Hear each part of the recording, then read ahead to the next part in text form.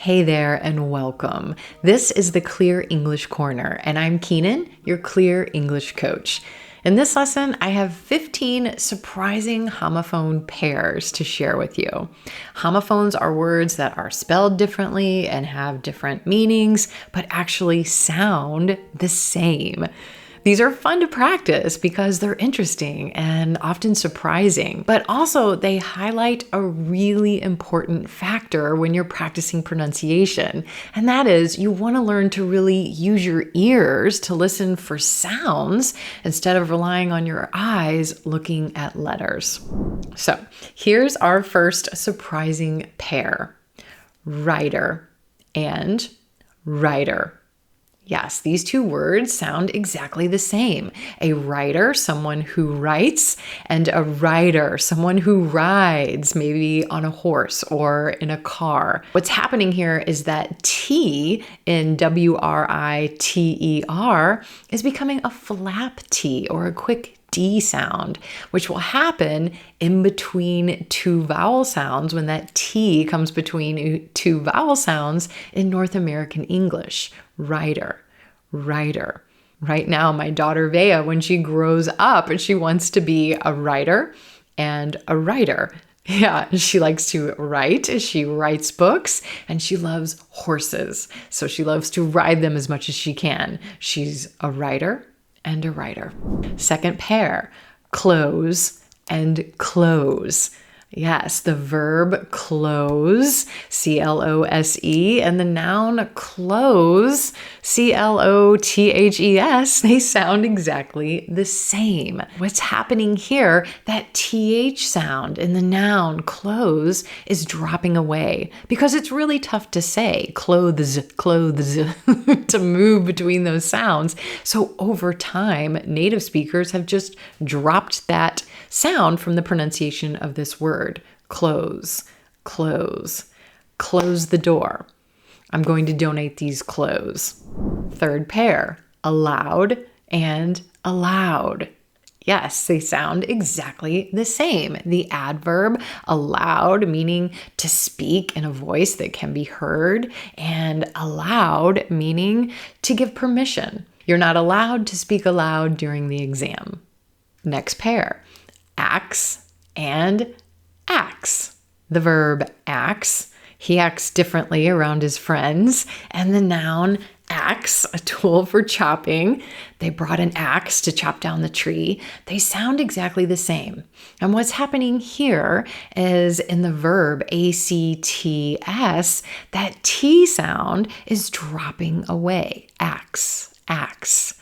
This happens a lot of times when the T comes between two consonant sounds. Here it's between the k, k and the s consonant. Axe, axe. You'll also hear it, in a phrase like first day, first day.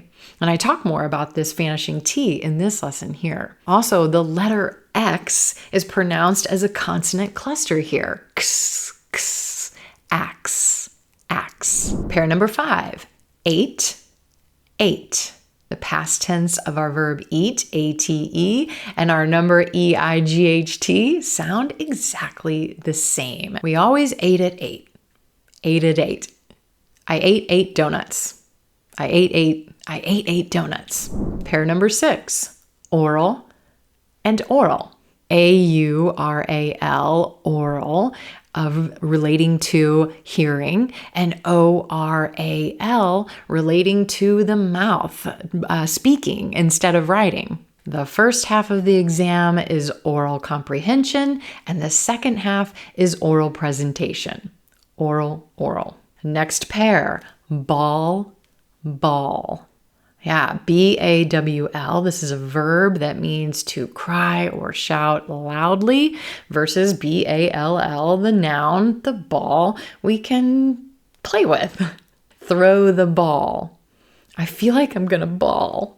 I bawled all night after I heard the news. Bald, bald. If we make that word past tense, it sounds just like B-A-L-D, bald. No hair. Bald, bald. Band, band. Yeah, these two words sound exactly the same. Our band, a group of people that play music together, and banned, the past tense of ban, meaning to be forbidden. After their wild performance, the band was banned from ever playing at the school picnic again. Banned. The band was banned. Disgust. Disgust. Yes, these two words sounding exactly the same. Disgust, the past tense of discuss, to talk about something with someone. And disgust, that strong feeling of disapproval, of disapproval or dislike. We discussed that. You disgust me. Guest, guest. Guest, the past tense of the verb guess. And G-U-E-S-T, guest, someone visiting you. I guessed wrong. Be my guest. Guest, guest. Notice in disgust and guest, that ed ending is sounding like a t. You might look at these words and want to add an extra syllable like discussed or guessed. But when that ed ending comes after the S consonant, that voiceless S, it's going to sound like a soft T. Guessed, discussed. Making it sound just like those other words in their pairs, guessed and discussed. Interesting, right? All right, next pair. Berry, berry. The noun berry, she picked a berry off the bush and ate it. And bury, the verb, I tend to bury my emotions. Bury, bury. Here we have different vowels, right? We have the E and the R and the U and the R, but the sound is the same. It's our red pepper vowel moving into the vowel. Air, air, berry, berry. It's the same combination we hear in the pair B-A-R-E and B-E-A-R. Again, bear and bear. Different letters, same sounds. Bare, to be uncovered. And bear, you don't want to encounter one in the woods. Sound exactly the same. And our 12th pair, flower and flower. Two nouns here. We cook with flour. We're out of flour. And a beautiful flower that blooms in the spring. I brought you a flower. Flower, flower. It's surprising because F-L-O-U-R, you might look at that word and think it's one syllable, like fleur, fleur. But really, it sounds like two. Flower. As we pronounce our ow as in brown vowel sound and then move up into the as in purple. Flower, flower. Our 13th pair, weather and weather. Weather, talking about the conditions outside, W-E-A-T-H-E-R. Then we add that H after the W, weather. This is a conjunction often used to talk about uncertainty. And that H is totally silent. Weather.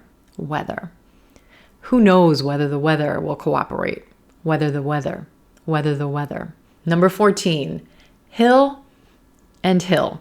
Yes, these two words sound the same. The contraction of he and will, hill, hill. Now you may look at that and feel like or think it should sound like heel, heel, with more of the green T-E vowel. And you'll hear that sometimes, but most of the time, this contraction is actually going to reduce to that silver pen vowel, hill, hill. He'll meet you on the hill. He'll meet you on the hill. And our final pair for today's lesson, once and once. Yeah, our adverb once meaning one single time, and once, things you have desire for, wants and needs. Here the letter O actually sounding like the W sound in O-N-C-E, once, once. Once we understand what everyone wants, we can make a plan. So there you have it, my friend. 15 surprising homophone pairs. I hope you found the lesson interesting and helpful. And again, I hope it really helps you to see how important it is, how essential it is to train your ears when you're practicing pronunciation. Train these ears to hear sounds instead of just using your eyes to look at letters.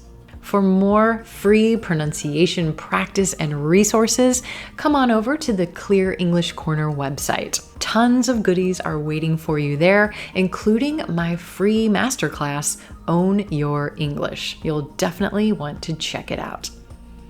That's all for today. As always, thanks so much for tuning in, and I'll see you next time.